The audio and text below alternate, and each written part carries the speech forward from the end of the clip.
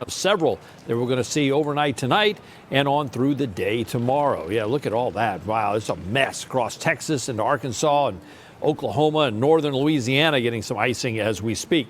Look at the contrast in temperatures. I mean, you're in 57 in New Orleans, but 14 in Little Rock, 11 in Memphis. So that colder air eventually will work its way this way through the day on Sunday. Our cold air is coming down the pike from the Carolinas, and it's rolling on in here. So the plan is that up here in northeast Georgia, that's going to be the heavier ice accumulations. Start time, well, it's already started up in northeast and northwest Georgia, metro Atlanta probably toward the 11 o'clock midnight hour, south metro area after that, and lesser amounts of some ice accumulation down that way because they won't have as long. But folks up in Toccoa and Cleveland and Dahlonega, northern Hall County, wow, man. And still a destructive ice event taking shape out here to the east and northeast of metro Atlanta, right in the bulk of that wedge through the day tomorrow. So the wind easterly, that's indicative of the wedge right on into tomorrow afternoon. Then the front comes in, and we'll see if that tries to kick out the wedge. A lot of times it doesn't have a whole lot of success, especially there in northeast Georgia, but we do know the wind's really going to be picking up tomorrow afternoon, tomorrow evening, and on into your Monday morning. Boy, just brutal. Talking about 25, 30 miles an hour, and that is what's going to bring down some trees and power lines that are ice coated by that time. I want to show you the big picture here as we get on through tonight. Look how the pink was just hanging around our area in the wedge. Early Sunday morning, we'll still have some light precipitation and more ice accumulation. And then this big line comes through here Sunday. Pretty dynamic system. To the south is going to be pretty warm, and we may kick up a few thunderstorms. So much so, we're talking ice storm in North Georgia, could be talking severe weather down in the south metro area, all the way down into middle Georgia. Possibility of a thunderstorm kicking up some damaging winds. And yeah, there's a low end risk for a quick spin up tornado. How about that? And then on the heels of all that, it gets really, really cold in here. Cold weather advisory for Monday morning, and they'll probably extend that into Tuesday morning as well. All right, we'll talk more about the icing in just a minute. Hi, David, thanks. It's certainly all hands on deck for the Fox 5 weather team and the news team this weekend. And speaking of deck. That's right. And Fox 5's Paul Milliken has been camped out on the weather deck for several hours now, Paul. For your sake, I'm glad the temperatures haven't gone down quite as much as when we first came on the air here. Russ Spencer, how long have you been waiting to say? And speaking of, that was a great segue. Enjoyed it very much. Thank you very much for that tee up. Yeah, I mean, the good news is I just put my umbrella back down. It was drizzling again out here. So it had a light rain a little bit earlier. It was just drizzling right now. It just stopped, which is good. But every surface around me here is wet. And as those temperatures fall, we know what's going to happen. It is going to ice over. So I'll say a warning to all my co-workers right now.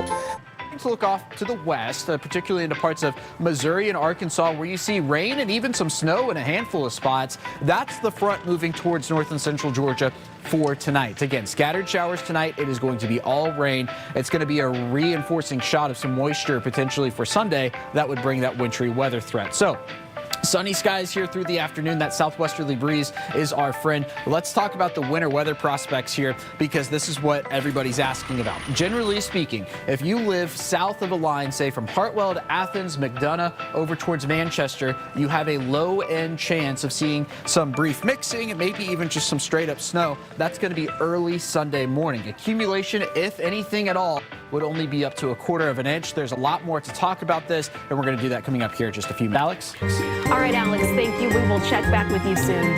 A change coming to Gwinnett County schools has a whole lot of parents upset. Starting with the fall 2026 school year, the district will require all 6-year-olds to begin first grade. This changes the previous policy, which allowed parents to use their discretion on when their children may be developmentally ready to start kindergarten. This policy, known as red shirting, allowed some 6-year-olds to attend kindergarten instead of first grade. One Gwinnett County parent told us the change could negatively impact her daughter. Kindergarten is super fundamental, and for them to say that it's not important, that it's not required, I mean, that's very, very sad to hear. This change has also caught state lawmakers' attention. Representative Scott Hilton plans to introduce legislation that will, in his words, shift the power back to the parents. Well, I agree with Leader Schumer. I mean, we've seen this trend now from President Trump of trying to do whatever he can to manipulate, change, intimidate people who are involved in our election. It's an attack on democracy. As far as the judge's ruling, I mean, it's, too early or need more evidence and different things like that. But ultimately, I do believe that it's a form of trying to, if it's not suppression, and that's the one word that my good friend B-Rob loves for me to say, hypothetically, I'm being funny, but it actually is definitely an attempt to definitely try to interfere and intimidate a process when it comes to mail-in voting. One of the things that we've learned how to do as Democrats, Russ, that the Republicans were doing for a very long time, not only here in Georgia, but all across the country, is to encourage our voters to do mail-in voting. I mean, I'll be honest with you, I'm traveling for this June 16th primary.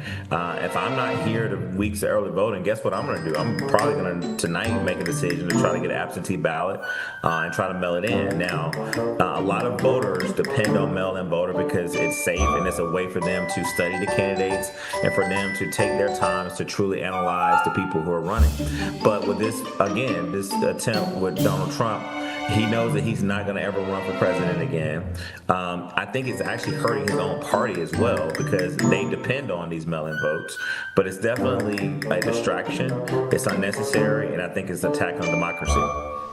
Brian, as you know, the president has called for nationalizing the elections because he says states run them so poorly. Very famously in the Oval Office back in February, he said that the states are agents of the federal government when it comes to elections, which is not my understanding of the Constitution. What's yours? Well, I would say that there are many Republicans who would have a different view on that as far as the role of elections. I think many would closely guard the ability for states to maintain control of their elections. Nationalizing it would be a major change in the traditions of the country and a major undertaking. It's just a massive operation of trying to deal with 330 million people. But I am hesitant to listen to any rhetoric when it comes to voter suppression, as Theron was alluding to there. I think Democrats jump to that word way too quick. And I think we need to look at what the judge said, that there's no actual harm being done.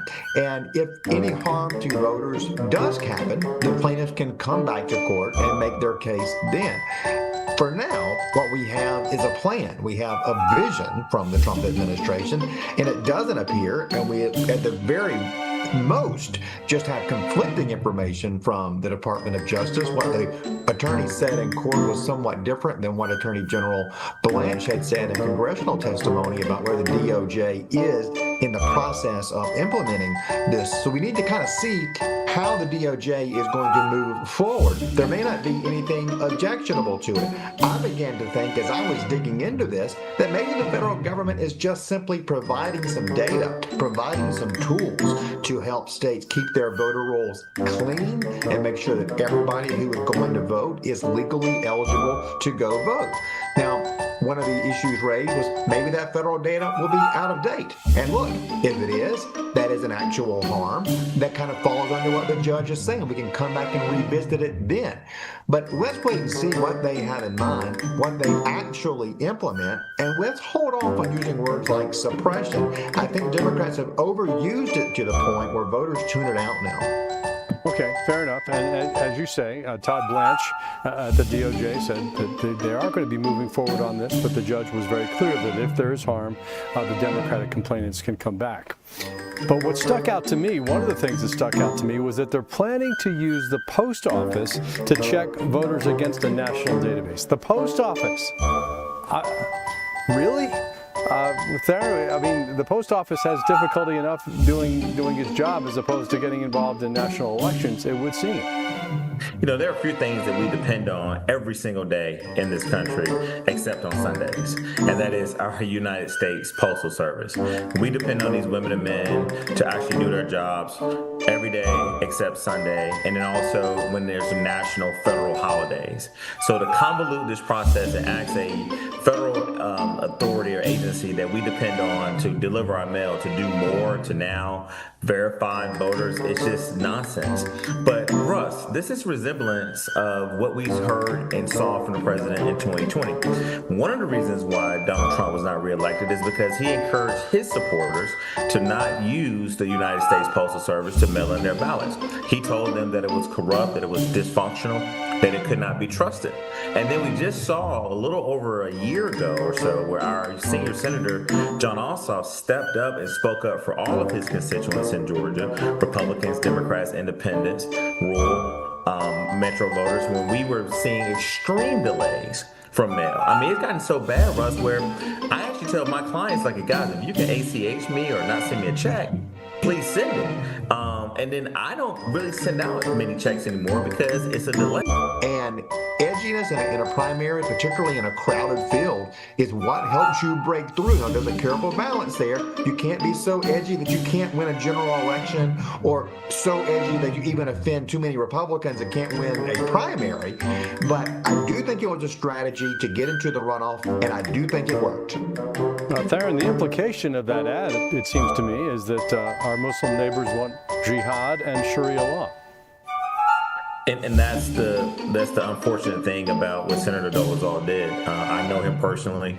He's a friend. Brian has heard me say before, I've worked with him in the legislature. You know, he's the transportation chair, Russ, and I have a bunch of transportation clients that I work with. And Senator Dolezal and I, in fact, should, play golf together. I mean, until we start talking about politics, we can have a very civil conversation. But, just listen to what B-Rob just said. I mean, this is a man who is all about not just running campaigns, but winning elections. And that ad, which was a extremist sort of divisive ad, is what I think began his sort of rise and being a person who can make the runoff. But Russ, you reported on this. This is also the same senator who literally was showing up at, UPS post office at UPS centers, claiming that people were registered to vote who didn't live at addresses. He also made claims about people voting that were deceased. This is also the same senator, the chairman of a committee that investigated District Attorney Fani Willis. And he got a lot of back and forth with her, which made national media. And so he's going to be very tough to beat in this runoff. And he's also very independently wealthy and can raise the money. Now, what I'm waiting to see is this. And B-Rob hasn't mentioned this, and I cannot believe that he's been so busy over here trying to elect him a governor that he didn't mention that John F. Kennedy, besides him having a wonderful name, who, by the way, B-Rob, I sat next to at the Weekend for Wildlife, had a great conversation with him. I saw that. Yeah, you saw it? Yeah, I'm bipartisan, baby. Yeah. But will John F. Kennedy, who was the architect and leader and the person who was like the trailblazer on tort reform, actually have people come to his defense? There is no other time than now for this man who, for many believe, ushered through probably one of the most important pieces of legislation, even though it only passed the State House by one vote. Where is the money going to come from, and are they going to reward him for doing that? And so I think that's maybe a lot of behind the scenes of what's going on. But Dolezal clearly is going as far right as he can without being unattractive in general. But John F. Kennedy has a name. He's a good man. He's very responsive, has done a lot to help a lot of folks. But will the folks in the Republican Party remember that this is the person